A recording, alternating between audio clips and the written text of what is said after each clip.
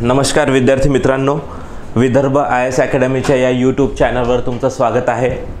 आज समाजशास्त्र या वैकल्पिक विषयाची सुरुवात कशी करावी हा एक टॉपिक मी तुमच्यासमोर घेऊन आलेलो आहे। ठीक आहे, 3 गोष्टी अतिशय महत्त्वपूर्ण आहेत वैकल्पिक विषय जर पास करायचा असेल तर। एक, सामान्य अध्ययनाचा चौथा पेपर, नीतिशास्त्राचा पेपर, ज्याच्यावर मी ऑलरेडी एक व्हिडिओ अपलोड केलेला आहे यूट्यूबच्या चॅनलवर। 2, निबंधाचा पेपर। ठीक आहे, आणि 3, तुम्ही ठरवलेला वैकल्पिक विषय। या 3 गोष्टी जे तुमचे पास होण्यासाठी पिलर्स आहेत, 3 महत्त्वाचे पिलर। एक, वैकल्पिक विषय जो तुम्ही निवडणार, जे तुमच्या मतावर आयोगाने अवलंबून ठेवलं की तुम्ही कोणताही एक वैकल्पिक विषय ठरवा। 2, सामान्य अध्ययनाचा चौथा पेपर, ज्याला आपण म्हणतो नीतिशास्त्राचा पेपर। आणि 3, निबंधाचा पेपर। हे 1000 मार्क तुम्ही क्लास 1 होणार का नाही, तुम्ही राज्यसेवा पास होणार का नाही, याच्यासाठी अतिशय महत्त्वपूर्ण ठरणार आहेत। ठीक आहे, त्याच्यामध्ये तुम्ही एक गोष्ट लक्षात घ्या की हे 1000 मार्क एकतर एक सोपे आणि याच्यामध्ये खूप जास्त मार्क्स घेता येतात। याच्यामध्ये मार्क्स काही पद्धतीने काही लोक अगदी 550 पावणे 600 पर्यंत 530-40च्या वरतीपर्यंत जातात। ठीक आहे, इथे मार्क्स आलेच पाहिजे। ओके, यात शंकाच नाही, अतिशय सोपे आहेत। निबंध, सामान्य अध्ययनाचा चौथा पेपर ज्याला आपण नीतिशास्त्र म्हणतो, आणि हा समाजशास्त्र। आता काही लोक वैकल्पिक विषय दुसरे घेत असतील, मी असं नाही म्हणत आहे की हा तुम्ही समाजशास्त्रच घ्यायचं आहे सगळ्यांनी। काही लोक इतिहास घेतील, काही लोक भूगोल घेतील, काही लोक फिलॉसॉफी घेतील, काही लोक पबॅड घेतील, काही लोक जो आपला ग्रॅज्युएशनमध्ये आहे, काही लोकांचं अकाउंटमध्ये ग्रॅज्युएशन झालेलं असेल फॉर एक्झाम्पल। ठीक आहे, ते म्हणतील सर मी का घेऊ, मग हा सोशो का घेऊ मी, किंवा फिलॉसॉफी का घेऊ। नाही, मी असं काही म्हणणार नाही। जर तुमचा एखादा ग्रॅज्युएशनचा सब्जेक्ट असेल आणि तो खूप चांगला असेल तर तुम्ही त्याला करू शकता। एखाद्याने फिजिक्समध्ये ग्रॅज्युएशन केलं आहे, एखाद्याने मॅथमॅटिक्समध्ये ग्रॅज्युएशन केलेलं आहे, एखाद्याने स्टॅटिस्टिक्समध्ये केलेलं आहे, ते लोक ते देखील ऑप्शन घेऊन जर तुम्ही त्यात कम्फर्टेबल असाल तर निश्चितपणे पास होऊ शकता। एक, दुसरी गोष्ट, ज्या लोकांना की नाही सर अजून एक ते कन्फ्युजन आहे, आम्ही भरपूर म्हणजे आम्हाला आमचा ग्रॅज्युएशनचा सब्जेक्ट नाही घ्यायचा आहे सर, पण आम्ही एक दुसरा सब्जेक्ट घेतो आहे, त्याच्यामध्ये आम्ही थोडंसं कन्फ्यूज आहे की सर PSIR घेऊ का, सोशलॉजी घेऊ का, अँथ्रोपोलॉजी घेऊ, भूगोल घेऊ का, इतिहास घेऊ। ठीक आहे, याच्यावर मी निश्चितपणे एक चांगला वेगळा व्हिडिओ घेईन की वैकल्पिक विषयाची निवड कशी करावी। ठीक आहे, त्यातली एक महत्त्वाची गोष्ट आणि सिंपल गोष्ट ती म्हणजे आज मी जो सब्जेक्ट घेऊन आलो आहे तो समाजशास्त्र वैकल्पिक विषयाची सुरुवात कशी करावी। कारण की हा मी स्वतः माझ्या UPSC मुख्य परीक्षेला मी हा विषय घेतलेला होता, त्यामुळे मी म्हटलं चला आपण याच्यावर तरी चर्चा करूया। बाकीचे आपले शिक्षक वृंद आहेत ते राज्यशास्त्र, इतिहास, भूगोल या विषयावर देखील वैकल्पिक विषयाची तयारी कशी करायची याच्यावर ते चर्चासत्र घेतील यूट्यूबवर, छान त्यांचे देखील व्हिडिओ येतील। आज आपण चर्चा करू समाजशास्त्राची। ओके, समाजशास्त्र जेव्हा तुम्हाला सुरुवात करायची आहे, जे विद्यार्थी क्लास लावू शकत नाहीत, ठीक आहे, ज्या विद्यार्थ्यांजवळ खूप जास्त साधनं नाहीत, अगदी दूरदराजच्या महाराष्ट्राच्या अगदी ग्रामीण भागात राहणारे विद्यार्थी आहेत, आणि त्या लोकांना अभ्यास करायची सुरुवात करायची की जे नाही सर मी क्लास नाही लावू शकत। काही लोक असे असतील की सर क्लास लावतोय पण नाही करायची आहे सर मला सुरुवात, मला क्लास लावायच्या पहिले 10-15 दिवस 20 दिवस पहिले वाचायचं आहे, मग मला क्लासमध्ये येऊन बसायचं आहे सर तुमच्या। ते विद्यार्थी तर निश्चितपणे मग त्यांना हा व्हिडिओ पण कामाचा आहे, क्लासमध्ये इतर गोष्टी देखील कळतील। पण जे विद्यार्थी क्लास नाही लावू शकत, जे विद्यार्थी अगदी ग्रामीण भागात राहतात, त्यांच्याजवळ जेवढे आर्थिक त्यांच्याजवळ तेवढं पाठबळ नाही की मी नाही लावू शकत सर क्लास काही कारणाने, काही मुद्दे आहेत, तर मला ॲटलिस्ट सांगा की मी समाजशास्त्र मी ठरवलं आहे सर, किंवा मी ठरवतो आहे एक विद्यार्थी किंवा विद्यार्थिनी की मला समाजशास्त्र घ्यायचं आहे, त्या लोकांसाठी की मग आता सुरुवात कशी करावी। तर माझं सिंपल उत्तर असं राहील की ज्यांनी ठरवले की समाजशास्त्रच घ्यायचं आहे त्यांना तर काही हरकत नाही, त्यांनी 11वी आणि 12वीची स्टेट बोर्डाची पुस्तके जाऊन वाचा मराठीमध्ये। ज्यांना वाटतं की मी इंग्लिशमध्ये किंवा हिंदीमध्ये वाचणं मला जरा सोपं जातं किंवा मी ते करू शकतो, मला काही प्रॉब्लेम नाही, त्यांनी मात्र NCERTचे पुस्तक वाचा। कोणते? 11वीचे आणि 12वीचे समाजशास्त्राचे। ज्यांना प्युअरली मराठीतच तयारी करायची आहे, मराठीमध्येच मला राज्यसेवा द्यायची आहे, वर्णनात्मक परीक्षा 2025, 26 किंवा 27 किंवा येणारी कोणती असेल ती, आणि मराठीतच तयारी करायची, त्यांनी मग स्टेट बोर्डाची पुस्तके 11वी 12वीची स्टेट बोर्डाची पुस्तके पहिले हातात घ्यायची। आणि दुसरं, ज्यांचं इंग्लिश किंवा हिंदी चांगलं आहे त्यांनी NCERT घेतलं तरी चालेल। आपण सध्या सुरुवातीला बोलू फक्त मराठीमध्ये तयारी करणाऱ्या विद्यार्थ्यांसाठी। ठीक आहे, त्याच्यामध्ये तुम्ही जेव्हा 11वी आणि 12वीचं पुस्तक घरी आणलं तर मला असं वाटतं की फक्त समाजशास्त्रातच नाही ज्या लोकांनी अगदी ठरवलं मी त्यांच्यासाठी नाही बोलत, ज्यांनी ठरवलं की नाही सर सोशॉलॉजीच मी ऑप्शनल घेणार आहे, त्यांना 11वी 12वीचे पुस्तकं वाचायचे आहेत, मराठीमध्ये जा, स्टेट बोर्डाचे 2 पुस्तकं आणा, 11वी 12वीचे एकदा गो थ्रू करा, वाचा, 2 वेळा वाचा, ठीक आहे. आणि ज्यांना असं वाटतं की नाही सर मी अजून थोडासा विचार करतोय कोणता ऑप्शनल घ्यायचा आहे, त्यांच्यासाठी मी एक गोष्ट सांगून ठेवतो. तुम्हाला जर ऑप्शनल PSIR घ्यायचं असेल तर तुम्ही 11वी 12वीचे पॉलिटिकल सायन्सचे 2 पुस्तकं आणा. तुम्हाला फिलॉसॉफी घ्यायचं असेल 11वी 12वीचे 2 पुस्तकं आणा मराठीतले, ठीक आहे. तुम्ही समाजशास्त्र घ्यायचं असेल, तुम्हाला इतिहास घ्यायचा असेल, तुम्हाला भूगोल घ्यायचा असेल, कोणताही ऑप्शनल घ्यायचा आहे, मला वाटतं सुरुवातीला तुम्ही जावं बाजारामध्ये, 11वी 12वीचे स्टेट बोर्डाचे पुस्तकं घ्यावे. ते पुस्तक तुम्ही 1 ते 2 वेळा व्यवस्थित शांतपणे वाचून घ्यावे. एकदा तुम्ही वाचले की तुम्हाला लक्षात येईल की या सब्जेक्टमध्ये एक्झॅक्टली काय आहे, इतिहासात काय आहे, भूगोलात काय आहे, पॉलिटिकल सायन्समध्ये काय आहे, समाजशास्त्रात काय आहे, फिलॉसॉफी, तत्त्वज्ञान या गोष्टींमध्ये काय आहे, हे तुम्हाला सगळ्यात पहिल्यांदा लक्षात आलं पाहिजे. जेव्हा तुम्हाला लक्षात आलं तेव्हा लक्षात येईल की सर हा एक अमुक सब्जेक्ट आहे ज्याच्यामध्ये मला इंटरेस्ट बनतोय आणि ते काय लिहिले तेही मला कळतं आहे 11वी 12वीच्या पुस्तकांमध्ये, ठीक आहे. की सर मी ते वाचलं, मला छान वाटलं की सर मी तो सब्जेक्ट, तत्त्वज्ञान असेल, इतिहास भूगोल असेल, पॉलिटी असेल, हा आपला समाजशास्त्राचा विषय असेल, मी वाचलं.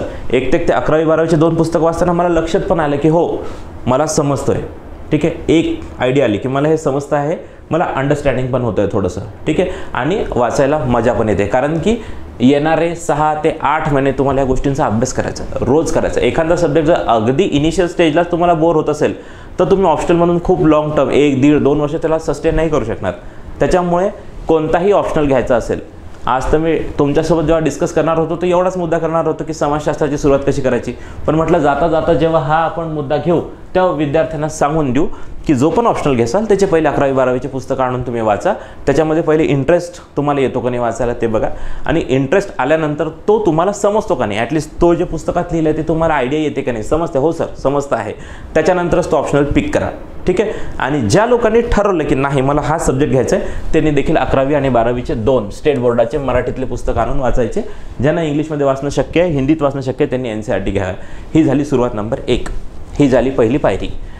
या पहिल्या पायरीनंतर दुसरी पायरी येते. जेव्हा तुम्हाला समजले दोन्ही पुस्तकं, जा आणि बाजारामध्ये PYQ न्यू विशाल पब्लिकेशनचं एक पुस्तक येतं, न्यू विशाल पब्लिकेशन, नाव लक्ष ठेवा लागेल तर काही लोकांना स्क्रीनशॉट काढायचं असेल तर काढा. न्यू विशाल पब्लिकेशन समाजशास्त्र. आता समाजशास्त्र बोलतोय कारण की 11वी 12वीचं जेव्हा मी पुस्तक बोलत होतो तेव्हा मी सगळेच का बोललो, कारण की माझी इच्छा आहे की तुम्ही वैकल्पिक विषय ठरवण्याच्या पहिले एकदा तुम्ही बघा की एक्झॅक्टली त्या सब्जेक्टमध्ये काय काय येतं, ओके. आणि समाजशास्त्राबद्दल बोलत होतो म्हणून म्हटलं की पहिली ॲटलिस्ट ही पायरी कंप्लीट करा. ज्यांना घ्यायचं आहे त्यांनी तर बघायचंच आहे, ज्यांनी घेतलेलं आहे त्यांनी तर निश्चितपणे हे दोन्ही पुस्तकं वाचायचं 11वी 12वीचे. त्यानंतर जा बाजारामध्ये 150 ते 160 रुपयाचं एक फक्त UPSCचं PYQचं पुस्तक येतं. PYQ म्हणजे काय, तर प्रिव्हियस इयर क्वेश्चन, म्हणजे 2024 आणि त्याच्या पहिले UPSC मुख्य परीक्षेमध्ये समाजशास्त्रावर कोणकोणते प्रश्न आलेले आहेत. आता आपण प्रॉपर फक्त समाजशास्त्रावर बोलूयात, ठीक आहे. त्याच्यामध्ये तुम्ही बघितलं की हो सर पहिला टॉपिक आहे मॉडर्निटी, युरोपमध्ये आधुनिकीकरण झालं आणि समाजशास्त्र कसं उदयाला आलं मी बघितलं. दुसरा टॉपिक काय आहे की इतर काही समाजशास्त्र सब्जेक्टसोबत जे इकॉनॉमिक्स असेल, अँथ्रोपॉलॉजी असेल, ठीक आहे, सायकॉलॉजी असेल, फिलॉसॉफी असेल, यांचं कंपॅरिझन केलेलं आहे, ठीक आहे. हा दुसरा टॉपिक आहे. तिसरा sociology as a common sense आहे. त्याच्यानंतर मग समाजशास्त्राला विज्ञान बनवण्याची प्रयत्न करण्यात आला. त्याच्यानंतर मेन टॉपिकमध्ये नंतर दुसरा टॉपिक, तिसरा टॉपिकमध्ये करण्यात आलं की समाजशास्त्र वैज्ञानिक बनवण्यासाठी कोणकोणत्या मेथड्स आहेत. त्याच्यानंतर जर तुम्ही खाली गेले तर 5-6 थिंकर्स आहेत. त्याच्यामध्ये इमाईल दर्खाइम असेल, कार्ल मार्क्स असेल, टॉलकॉट पार्सन असेल, ठीक आहे, मीड असेल, हे सगळे तुम्ही थिंकर्स बघितले. त्यानुसार तुम्ही एक क्वेश्चन बघत केले, एक क्वेश्चन बघितला. PYQ मध्ये कसं आलं 150 ते 160 रुपयाचं 2024 पासून तर आजपर्यंतचं, 2024च्या पहिलेच 1984 ते 2024 पर्यंत जितकंही मुद्दे आहेत ते त्याच्यामध्ये कव्हर केले. जितकेही क्वेश्चन आले 1984 ते 2024 असे 40 वर्षाचे, 1984 पासून 2024 पर्यंत, ओके. काही लोक काय करतील की मागच्या 20 वर्षाचे क्वेश्चन बघतील, म्हणजे ते काय करतील 2004 पासून 24 पर्यंतचे बघतील. काही लोक म्हणतील की नाही सर मी 14 पासून तर 24 पर्यंतचेच क्वेश्चन बघतो, 14-15 वर्षाचे क्वेश्चन बघतील. की साधारणपणे समाजशास्त्र या वैकल्पिक विषयात हे मुद्दे येतात, हे टॉपिक्स येतात. या टॉपिकमध्ये असे PYQ येतात. PYQ म्हणजे प्रिव्हियसली इयर क्वेश्चन, ते तुम्ही बघितले की तुम्हाला लक्षात येईल की अशा पद्धतीने प्रश्न येतात आणि त्याच प्रश्नांचा उहापोह तुम्ही तुमच्या डोक्यामध्ये करसाल की असे असे प्रश्न येतात, मला हे ज्ञान असणं गरजेचं आहे. दुसरी, आणि हे 150 ते 160 रुपयाचंच पुस्तक आहे. प्रश्न आणि त्याचे उत्तर असं पुस्तक घेऊ नका, त्याच्यामध्ये फक्त प्रश्न आहेत. 1984 पासून तर 2024 पर्यंत तेच पुस्तक तुम्ही ते घ्यायचं आहे. त्याच्यानंतर तुमच्याजवळ मराठीमध्ये YCMचं मटेरियल आहे. त्याच्यानंतर तुमच्याजवळ मराठीचं YCMचं मटेरियल BA आणि MA या गोष्टींचं मटेरियल तुम्ही घ्या.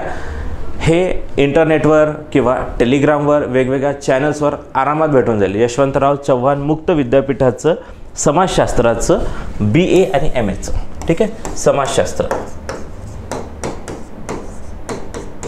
याचं BA आणि MAचं मटेरियल तुम्हाला भेटलं की त्याच्यामध्ये त्याच गोष्टी वाचा ज्या मागच्या 15, 20, 25 वर्षात म्हणजे 24 आणि त्याच्या पाठीमागे. ओके, जे जे प्रश्न आले त्या संबंधित जे लिहिलेलं आहे तेवढंच वाचा. सगळंचं सगळं म्हणजे BAचं मी मग समाजशास्त्राचं आणलं मग सगळंच वाचून घेऊ का, मग MAचं मी सगळंच्या सगळंच वाचू का? मला वाटतं एवढा वेळ देणं त्याला योग्य नाही. साधारणतः एवढं मोठं 1000-1500 पेजेस आहेत. सगळेच्या सगळे वाचण्याच्या ऐवजी जे विचारलं जातं आहे, ज्या गोष्टींवर फोकस केला जातो, ज्या ज्या मुद्द्यांवर प्रश्न येत आहेत, UPSCत येत आहेत, संघ लोकसेवा आयोगात मागच्या 40 वर्षापासून, 30 वर्षापासून, 25 वर्षापासून, तेच मुद्दे तुम्ही YCMमध्ये जाऊन कव्हर करा आणि YCMमध्ये बघा की ते येतं आहे का. जर ते YCMमध्ये जे जे मुद्दे येतात ते काढा, त्याला प्रॉपर अंडरलाईन करा की हा प्रश्न आलेला आहे, या पद्धतीने मला तो सॉल्व करता येईल. त्याची तुम्ही नोट्स काढा आणि ती नोट्स तुम्ही रिपीट करा. साधारणपणे मला वाटतं की YCMचं जे BA आणि MAचं मटेरियल आहे आणि हे PYQ जे आहे तेच आपण YCMमध्ये जेव्हा वाचतो तेव्हा साधारणतः मला असं वाटतं की 60 ते 65% आपल्याला डेटा त्याच्यातून भेटतो. आता तुम्ही असं म्हणसाल की सर मग तुम्ही YCMचं पुस्तक घ्यायला लावलं, 11वी 12वीचे 2 पुस्तकं घ्यायला लावले आणि आता तुम्ही म्हणता आहे की जे PYQ आहेत 2024च्या पहिले त्याच्यापैकी फक्त 60 ते 65% डेटा कव्हर होतो, मग उरलेला 35% डेटा आम्ही कसा कव्हर करू. मी त्याच्यावर देखील वेगळा व्हिडिओ घेईल. 60 ते 65% डेटा गुगलवरून कसा सर्च करायचा, ChatGPTवरून कसा सर्च करायचा, करंट अफेअरमधून तो कसा घ्यायचा, वेगवेगळे यूट्यूबवरून ते कोणते व्हिडिओ कोणता तो डेटा घ्यायचा आणि तो आपल्या YCMमधून काढलेल्या मटेरियलमध्ये ॲड कसा करायचा. 40 साधारणतः 35% पकडूयात आपण. हा 35% डेटा ते साधारणतः 40% डेटा हा ॲड कसा करायचा हे मी यूट्यूबवर तुम्हाला इतर लेक्चर घेऊन देखील माहिती देईल. म्हणजे याच्या पलीकडे पण भाग 2, 3, 4 समाजशास्त्राचे लेक्चर येतील, तेव्हा मी तुम्हाला सांगेल की हा 35 ते 40% डेटा याच्यात ॲड कसा करायचा. 1-2 गोष्ट मी तुम्हाला हे देखील शिकवेल की चालू घडामोडीतला इतर कोणत्याही बाबींमधला मुद्दा याच्यामध्ये कसा ॲड करता येईल ते देखील मी तुम्हाला सांगेल. ओके, तर YCMचं BA MAचं मटेरियल वाचलं आणि 11वी 12वीचं मी स्टेट बोर्डाचे मराठीमधले पुस्तक वाचले, हे पण मराठीमध्ये अवेलेबल म्हणून म्हटलं. आणि PYQतले कोणते क्वेश्चन इथून कव्हर होतात ते बघायचं, PYQमधले कोणते क्वेश्चन YCM BA आणि MA मधून कव्हर होतात बघायचं. जे PYQमध्ये बघितलेलं मागचे 20, 25, 30, 40 वर्षाचे तुम्हाला जितकं शक्य असेल तेवढे PYQ तुम्ही बघितले आणि ते प्रश्नांची उत्तरं इथे आपण प्रयत्न करायचा बघायचा. आणि जे बघितलं त्याच्यातला मेन डेटा की समजा फॉर एक्झाम्पल एक प्रश्न आहे की समाजशास्त्रामध्ये ऑब्जेक्टिव्हिटी म्हणजे वस्तुनिष्ठता आणण्यासाठी काय अडचणी आहेत, हा प्रश्न आहे. समजा वस्तुनिष्ठता म्हणजे काय की बघा आता विज्ञानामध्ये हा जो पेन आहे हा मी जर खाली फेकला तर खालीच पडणार, ठीक आहे. वस्तुनिष्ठ आहे, एकदम सायंटिफिक आहे की हा पेन मी इथून खाली फेकला खालीच पडणार. तुम्ही आणि मी आपण पहिल्या मजल्यावरून जर खाली उडी मारली कितीही चांगले व्यक्ती असो, ठीक आहे, आपण खाली पडणार, आपल्याला ते लागणार. म्हणजे गुरुत्वाकर्षणाचा नियम हा तुमच्यासाठी, माझ्यासाठी, चांगल्या माणसांसाठी, वाईट माणसांसाठी, ठीक आहे, अतिशय चांगले व्यक्ती असतील किंवा वाईट व्यक्ती असतील या सगळ्यांसाठी समान पद्धतीने लागू होतो. मग आपण काय म्हणू शकतो, विज्ञान हे वस्तुनिष्ठ आहे, यात काही शंका नाही. पण जेव्हा समाजशास्त्राला वैज्ञानिक पद्धतीने जेव्हा आपण अध्ययन करायला गेलो आणि समाजशास्त्राला विज्ञान बनवण्यासाठी जेव्हा आपण धडपड केली, जेव्हा समाजशास्त्री लोकांनी प्रयत्न केला की कसं समाजशास्त्राला विज्ञान बनवता येईल, तेव्हा त्यांना काही अडचण दिसून आला.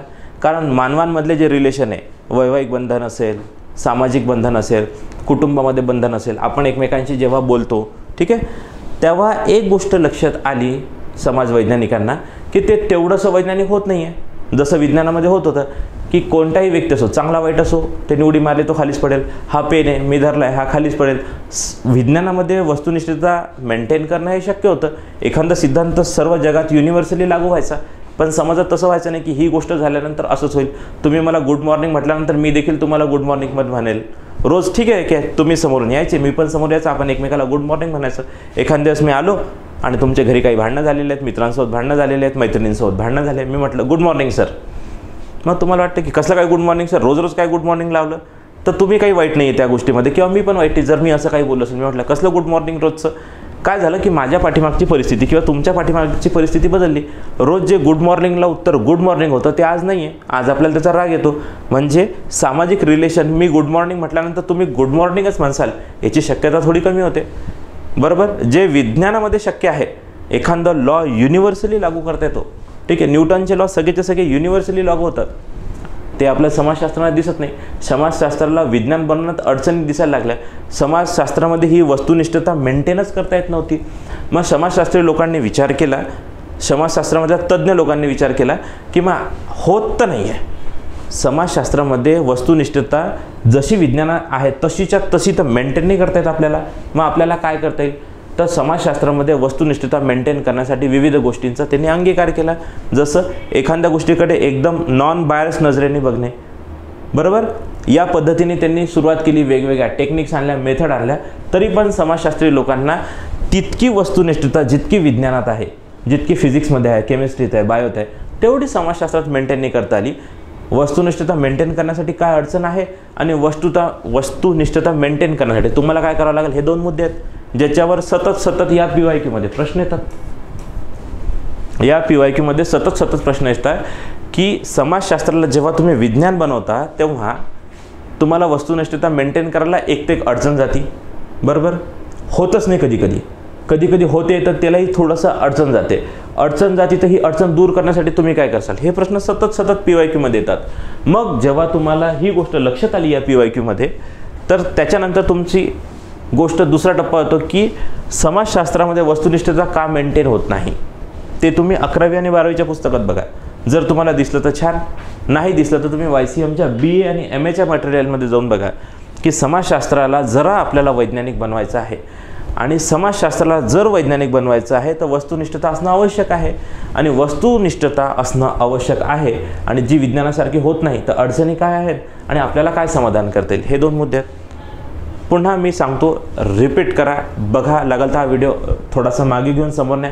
मी एकदा पुन्हाही सांगतो, विज्ञानामध्ये जशी वस्तुनिष्ठता आहे, प्रत्येक पेन कुठे अमेरिकेत का इंडियात पाडल्यानंतर वरतून पाडला खालीच पडतो, इतकी वस्तुनिष्ठता विज्ञानामध्ये आहे, फिजिक्स, केमिस्ट्री, बायोमध्ये आहे, तेवढी समाजशास्त्रात काय येत नाही. त्याचा मी तुम्हाला मुद्दाही सांगितला की आपण एकमेकाला गुड मॉर्निंग रोज म्हणतो, पण एखाद्या दिवशी काही सर्कमस्टान्सेस असतात की तुम्ही मला गुड मॉर्निंग म्हणत नाही, किंवा काही दिवस माझ्या पाठीमागे काही सर्कमस्टान्सेस असतात की मी तुम्हाला गुड मॉर्निंग म्हणत नाही. म्हणजे एकदम वैज्ञानिक पद्धतीने एकमेकांचं गुड मॉर्निंग येत नाही.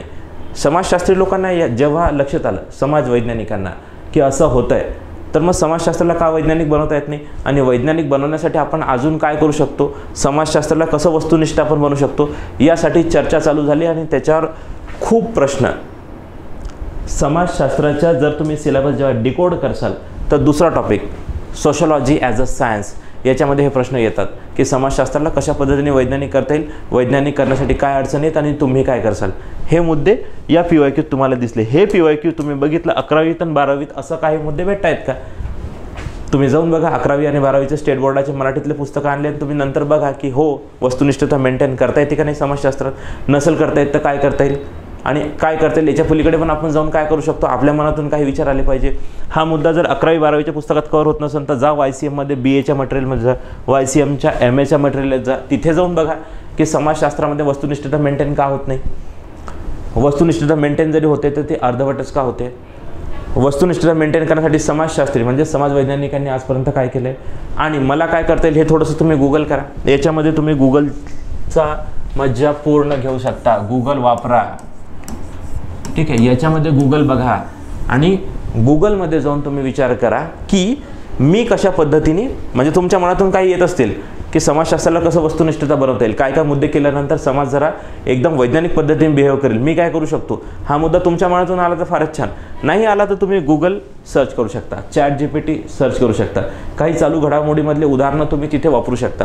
म्हणून म्हटलं ना की हे 35 ते 40% जे मुद्दे आहेत ते मी तुम्हाला सबसिक्वेंट जे यूट्यूबवर व्हिडिओ येईल तेव्हा मी तुम्हाला ते एक्सप्लेन करून सांगेल.